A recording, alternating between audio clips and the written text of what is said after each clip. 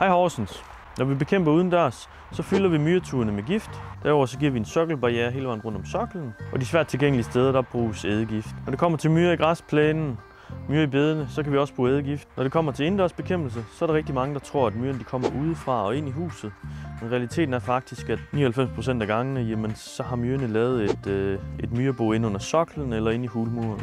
Og når myreboet er inde i hulmuren eller under soklen eller et eller andet, så kan vi ikke komme ind og sprøjte det.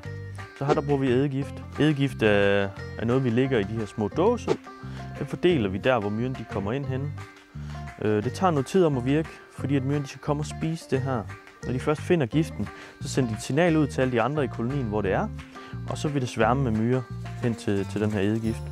De skal have lov til at tage giften med ned tilbage til boet, fordi de deler det med hinanden, med larverne og med dronningen. Og til sidst så vil boet dø. Vi kører i området en gang om ugen, så tøv ikke med at tage kontakt til os. Du kan se priserne inde på hjemmesiden. Vi har nogle forskellige myrepakker, alt efter hvad behovet er. Og ellers, hvis I har nogle spørgsmål, så er I velkommen til at ringe til os.